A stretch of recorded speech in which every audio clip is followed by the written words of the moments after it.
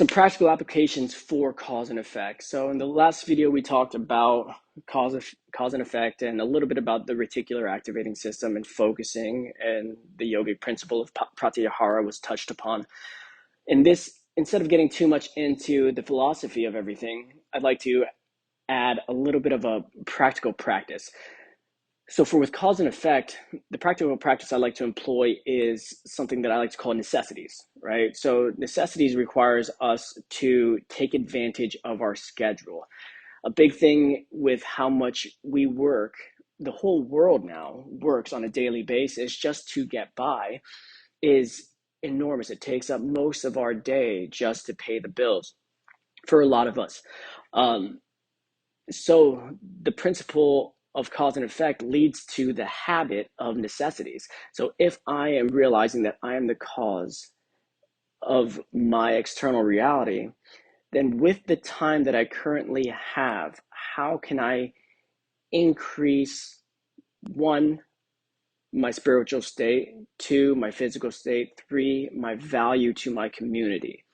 How can I increase these things in order to free myself from the perceived prison that I'm currently in? And we all say that we just don't have enough time.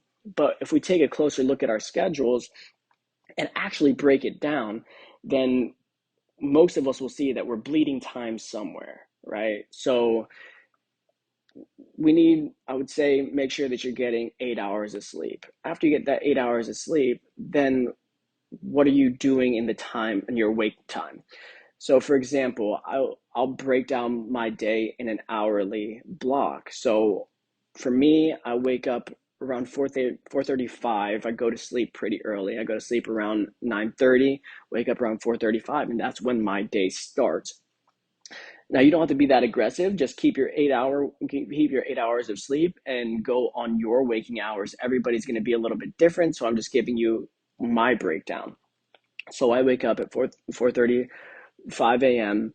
I get ready, I get out the door, and I have a commute to work. It's about a 45-minute commute. So during that commute, I'm listening to my spiritually focused books. I'm either taking a mental break from all stimulation, so I may not have anything, and that can also be a spiritual reset. It's part of the things that I need. I need a little bit of time with no stimulation, and I think most of us do. But I'll have that 45 minutes where I'm going to work, and I have most of the time a spiritually focused audio or some kind of spiritually focused thing to raise my elevation. It can be personal development, anything that will set your day up well.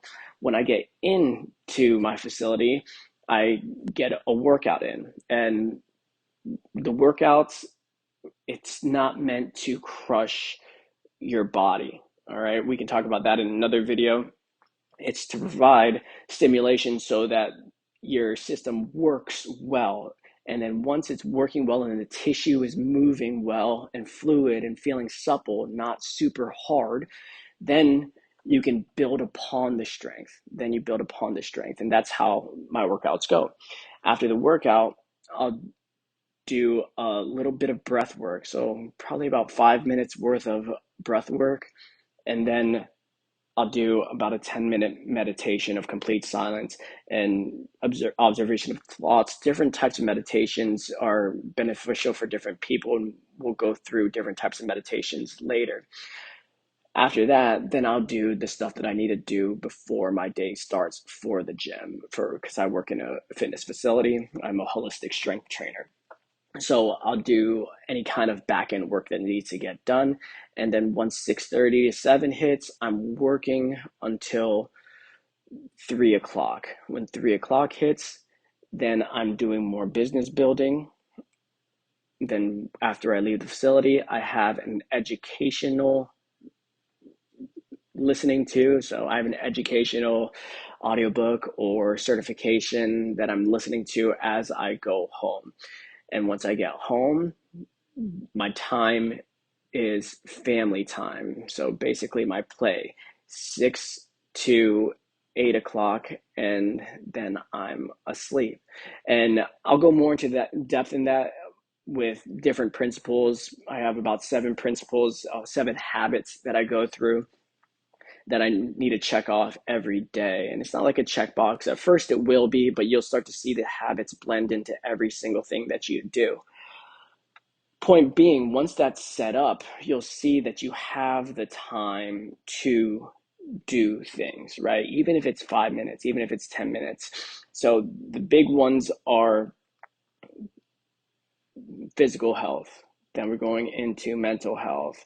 Then we go into spiritual health, meditation, breath work, working out. Then we're going to go into our actual necessities, right? So what do we need to do to keep ourselves alive, keep our home, get food on the table, etc. And that is work, right? And then if you have to pick the kids up from school, or if you have other obligations, you're working that in there.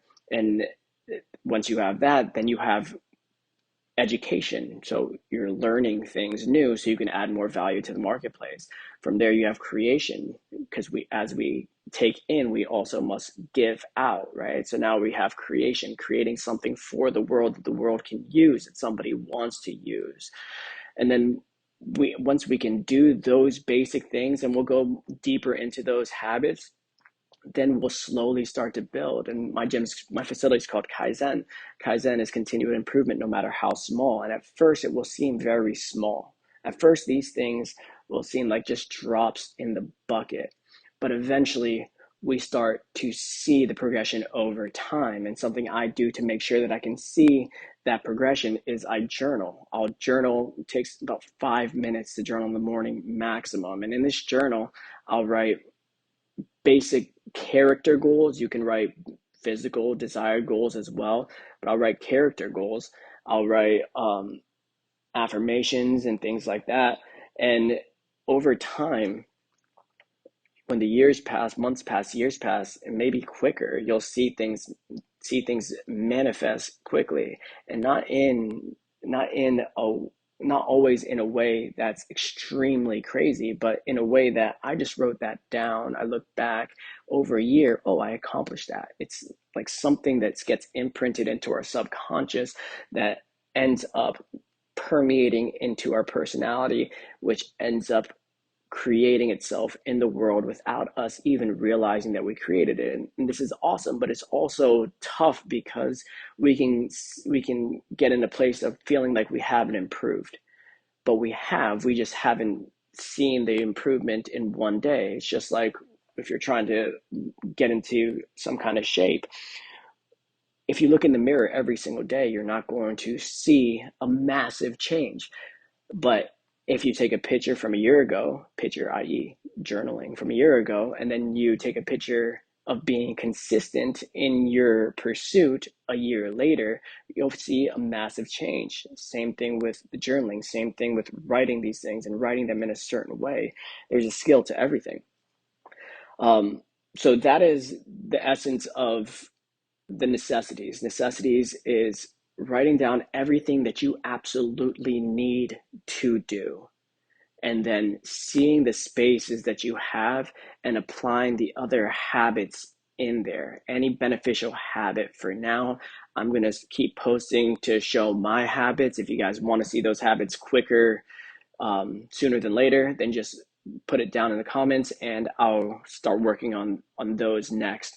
But once you have those going, then you're going to start to see yourself progress, and you'll realize that we spend a lot more time on technology or fiddling around than we do being productive. We're taking in more than we're putting out, and this is a time to let the masculine side shine and put out, right? If you're not getting enough education, maybe we need to be more of the receiving, the feminine archetype, and then eventually it becomes a flow of intake, output, intake, output, input, output, masculine, feminine. That's the principle of gender. And we'll stop there for today, and I will see you guys next time.